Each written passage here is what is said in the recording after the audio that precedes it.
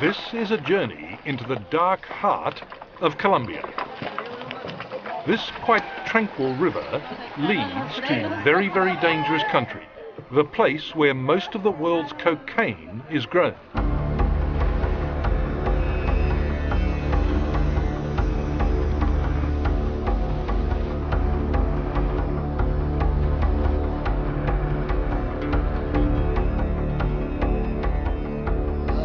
Here, deep in the equatorial jungle, are to be found hundreds and hundreds of tiny coca farms.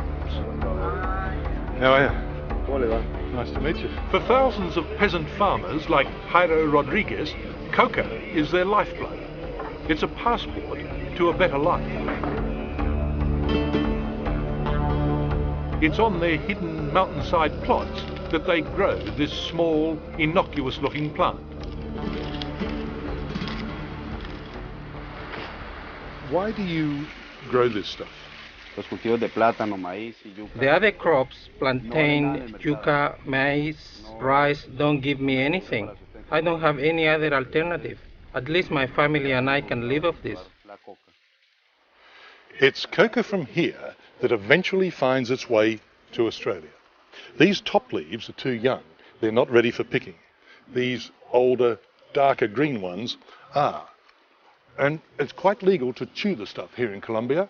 The locals have done it for eons. The effect is nothing more than a weak cup of coffee.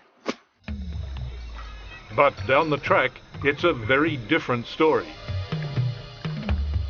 It's Western demand, of course, that fuels Colombia's drug trade.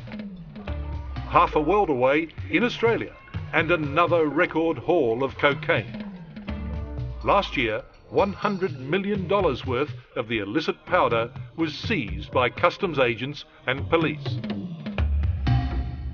It's not only the enemy of Colombia.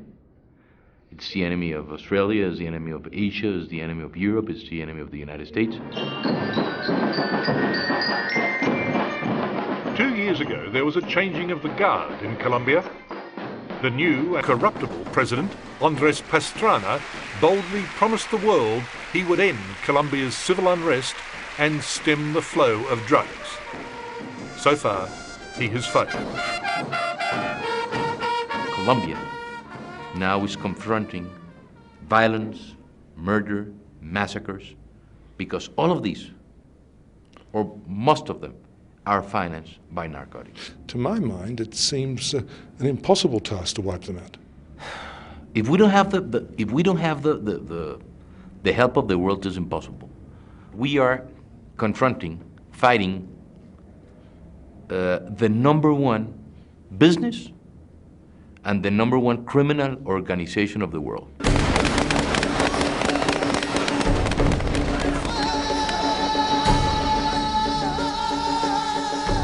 The cost of this drug war has been staggering, and it's turned Colombia into possibly the most dangerous place on earth.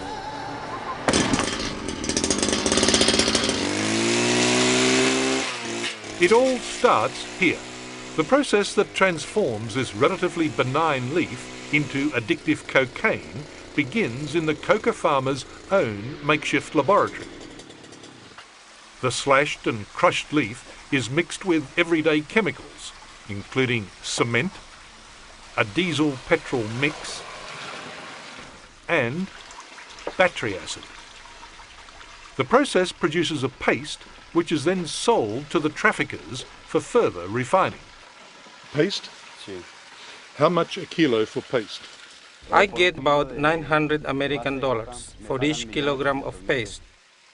The chap that I met was grossing just on $5,500 US dollars a year. It's about 10,000 Australian dollars. A year. Now, a year. That's right. Gross. Now, that's not a bad income in this part of the world. I don't believe you can match it. Yes, you could match it, for example, with palm oil.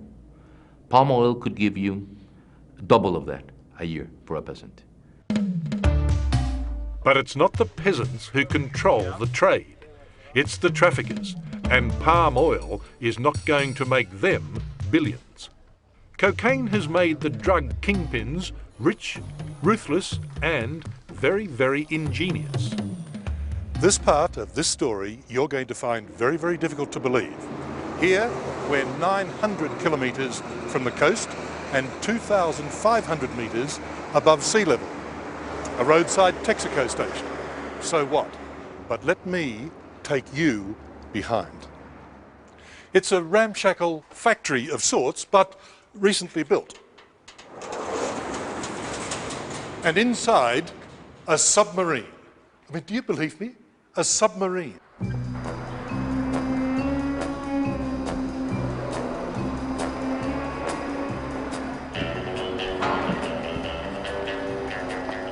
A rail line exists immediately adjacent, and apparently the plan was to take the sub by train to the coast. Then it was to be used to smuggle cocaine to the US and beyond. We know that we have problems, but at the same time, I think that 99% of this country is honest people, hardworking people, and we know that we could go and have a different country in a few years. But few people share the president's confidence. While it's true that notorious drug barons like Pablo Escobar have been captured or killed, the business is still flourishing. And what's worse, much worse, a ruthless army of Marxist revolutionaries has turned to the drug trade to finance their war against the government. FARC, the Colombian Armed Revolutionary Front, is the last communist guerrilla group left in the world. Nowadays they're drug-funded, they're vicious, and they're tearing Colombia apart, as this local news footage shows.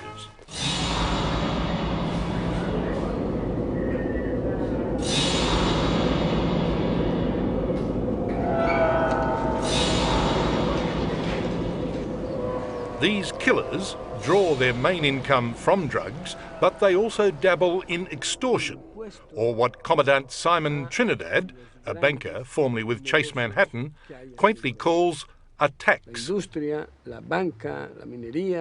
government taxes big business to fight us. So we also tax big business, which includes drug traffickers, to support our revolutionary war. And if they don't, you'll shoot them. No. No, of course not. We don't shoot them. We retain them until they pay. By retention, do you really mean kidnapping? If you want to call it that, yes. Sí. Hola, flaquito. Aquí de nuevo saludándote y expresando. Sé que Dios no dejaría que una persona como tú. La chiqui te pregunta mucho. Dice que FARC has made Colombia the kidnap capital of the world. Here, families of hostages send out messages on a radio show in the forlorn hope that their loved ones may be allowed to listen to them. Why were your parents singled out for kidnapping? I don't know.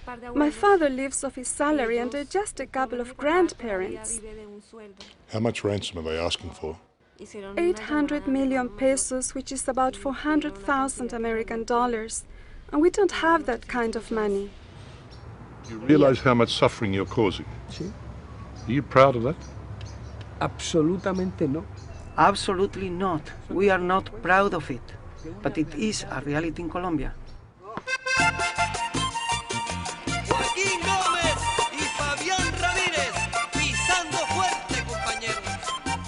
Commandant Trinidad's troops look harmless enough, but these brothers and sisters of the revolution are well-trained and well-armed killers. Kidnapping and cocaine have turned them into a formidable army, a force strong enough to win this extraordinary concession from President Pastrana last year. A grant of land the size of Switzerland to lure them into peace talks. They took the land, but kept on fighting.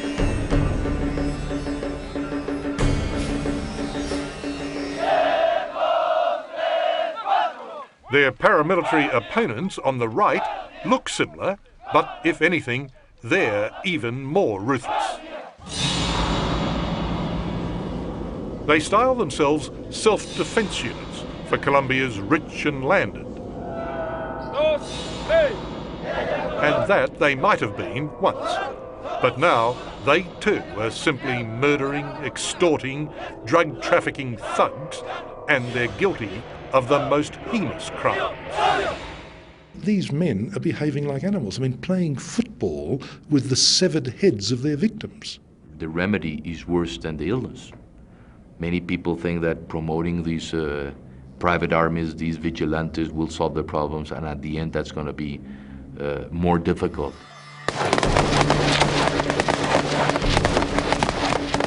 When the paramilitaries took me to a secret training camp, they generously laid on a small arms show.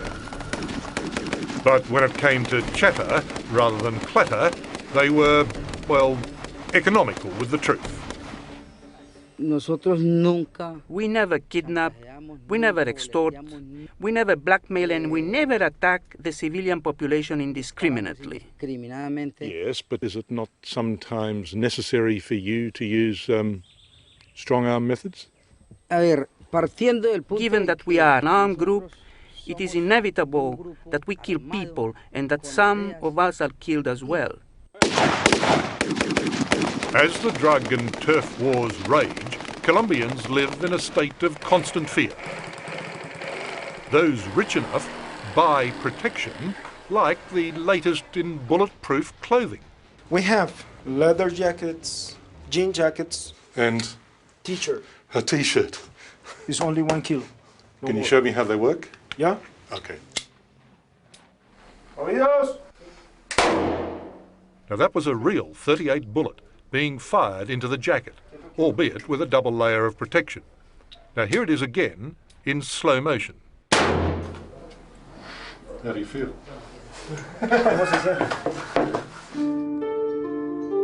For the poor peasants who have been caught in the crossfire of this dirty war, there is no such protection. Constantly terrorised by both left and right-wing bandits, millions have fled the countryside only to live in wretched poverty on the outskirts of Bogota, the capital, and the other big cities. Almost everyone has their own tragic story. The rebels came to my small town and killed my wife. They put a gun to her head and shot her. Why did they kill your wife? I ask myself the same question. We're humble farmers that live off the land, nothing more. And if one group comes to our farm and asks for food, the other group immediately thinks we're siding with them and they take revenge.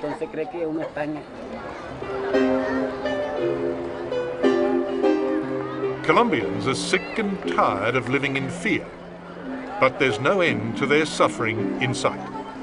It is the West's voracious appetite for cocaine that fuels the drug war.